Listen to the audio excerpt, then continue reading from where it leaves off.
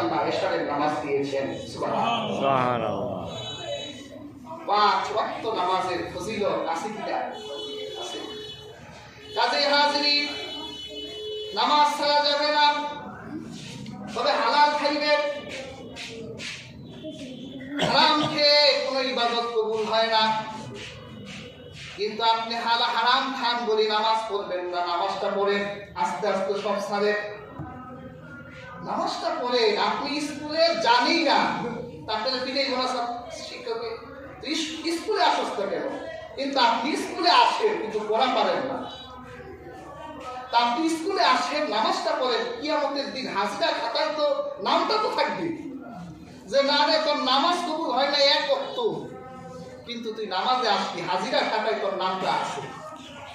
হাজিরাও দেন না, আবার তোর দায়ী সালাম। আর 24 ঘন্টা আপনি জিকির আজকার করেন, আমরা তো এটা অস্বীকার করি না। যদি সালাতের অর্থ জিকির আজকার হয় ঠিক আছে, কিন্তু আপনি নামাজের নাম দিয়ে 5 ওয়াক্ত নামাজকে আপনি ডিলেট করে আপনি কাফির হয়ে গেছেন। নামাজ পড়ে কিয়ামতের দিন নামাজ আপনার জন্য নূর হবে, বুরহান হবে, দলিল হবে, আপনার নাজাতের কারণ হয়ে যাবে। সুবহানাল্লাহ। কেমন করে ঘুমাও মানুষ, কেমন করে ঘুমাও মানুষ, ফজর করে কাজা, এমন তো হতে পারে তোমার জোহরে জানাজা। কি বলেন, হতে পারে কিনা? কেমন করে ঘুমাও মানুষ, ফজর করে কাজা, এমন তো হতে পারে তোমার জোহরে জানাজা। বেনামাজির লাশ কবরেতে রাখবে যখন, মাটির চাপে পাঁজরের হাত, মাটির চাপে পাঁজরের হাত ভাঙবে তখন। বিষাক্ত ওই সাপের ছোবল, বিষাক্ত ওই সাপের ছোবল, বেনামাজির সাজা, এমন তো হতে পারে তোমার জোহরে জানাজা। কাজী হাজিরিন, নামাজকে তরক করা যাবে না। এক ওয়াক্ত নামাজ জীবন থেকে চলে গেলে সেটাই আপনার জন্য নাই হয়ে গেল। দৃঢ় প্রতিজ্ঞাবদ্ধ হন, আল্লাহ রাসূল মেরাজ নগরী থেকে আমার আল্লাহর সঙ্গে দিদার করে আমার আল্লাহর পক্ষ থেকে 5 ওয়াক্ত নামাজ হাদিয়া হিসেবে এনেছেন। আপনি যদি এই 5 ওয়াক্ত নামাজ আমার আল্লাহর রেজামন্দি হাসিলের জন্য, আমার আল্লাহর সন্তুষ্টি হাসিলের জন্য এই 5 ওয়াক্ত নামাজ আদায় করেন, তাহলে আমার আল্লাহ আপনার আমলনামায় 50 ওয়াক্তের সওয়াব লিখে দিবে। সুবহানাল্লাহ। আর নামাজ ছাড়বেন না, নামাজ ছাড়া যাবে না।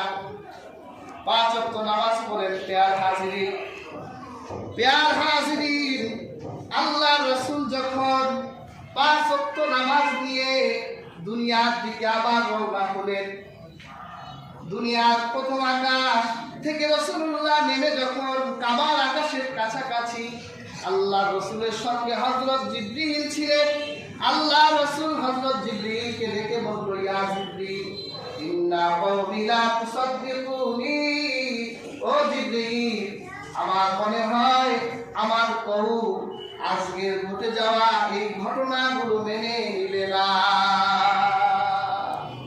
বলা সত্যয়ন করবে না। কারণ এই মসজিদে হারাম থেকে সেই ফিলিস্তিনের মসজিদে মুকাদ্দাসে যেতে 1 মাস সময় লাগে, আসতে 1 মাস। আর তারপর আমি এই মসজিদে আকসা থেকে 7 আকাশ পেরিয়ে আল্লাহর লৌহ কালাম 70,000 নূরের পর্দার উপরে আমার আল্লাহ খাস ফেরেনে গেলাম। এই ঘটনা যদি আমার কওম জানতে পারে তাহলে আমারে তো বলবে মুহাম্মদ পাগল হয়ে গেছে। নেশাখোররা না এরকম বলে, উল্টাপাল্টা দেখে তার গাছের উপর বাজার বসছে। আবার একটা বাঁকা রাস্তা, নাইমা রাস্তা ঠেলে সোজা করে, তুই করসটা কি, রাস্তা বেঁকা হয়ে গেছে, সোজা করতে। উল্টাপাল্টা নেশাখোররা দেখে আমি যদি এই কথা বলি তাহলে আমার বউ তো আমাকে অস্বীকার করবে। হযরত জিবরীল বলল, আবু বকর বিশ্বাস করবে। রাসূলুল্লাহ বলেন, ব্যাস হয়ে গেছে, একজন বিশ্বাস করলেই হয়ে গেছে। সুবহানাল্লাহ।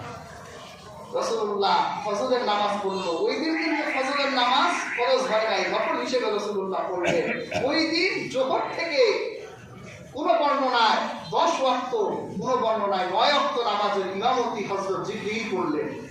ফরজটা শিখাই দিলেন কিভাবে নামাজ পড়তে হয়। হাদিসের কিতাবে এসেছে রাসূলুল্লাহ ফজরের নামাজ পড়ে উম্মে হানির ঘরে থেকে গিয়েছিল, আবার উম্মে হানির ঘরে।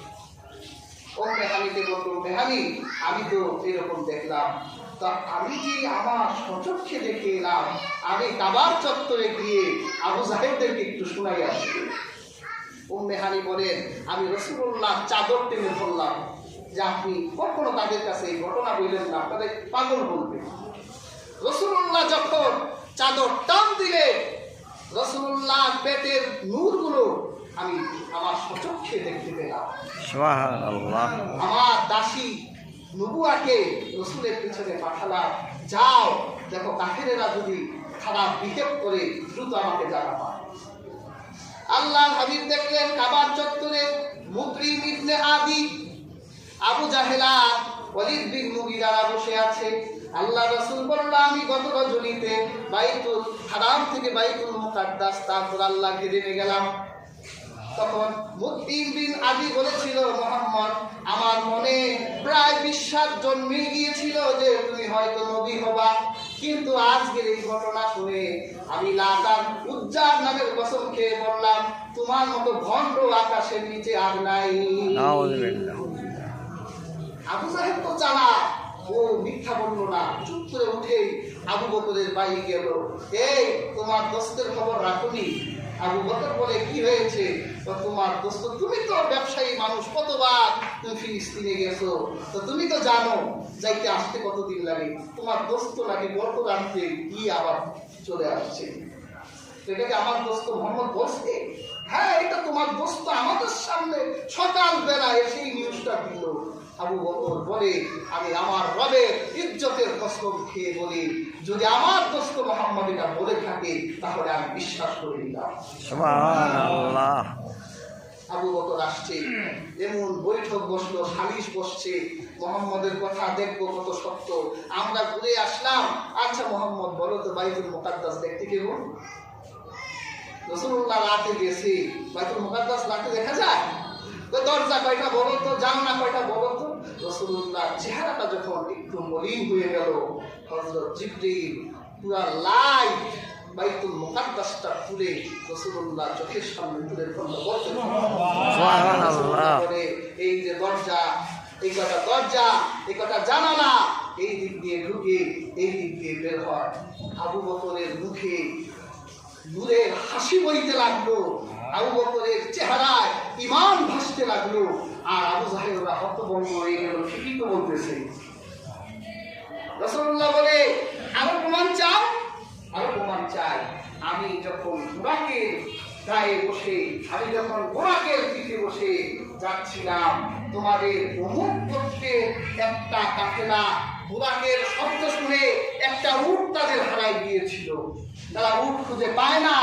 আমি যাওয়ার সময় সালাম দিয়েছিলাম, ওরা জবাবটা দিয়ে বলল, মুহাম্মদের কণ্ঠ। আবার যখন আমি আল্লাহ দিদার করে আসতেছিলাম, তোমাদের ওই কাফেলাকে দেখলাম, ওইটা সানিয়াতুত তানঈম থেকে এটা আসতেছে। ওইখানে ওই কাফেলা সবার আগে যে উটটা আছে, উটটা ধূসর বর্ণের, উটের পিঠে কালো একটা দাগ আছে, সাদা একটা দাগ আছে। ওরা দেখলো উটটা তো কাফেলা তো এসে গেছে, দৌড়ে গিয়েই বললো, এই তোমরা কি কোনো যাওয়ার পথে আসার পথে কোনো ঘটনা দেখছো?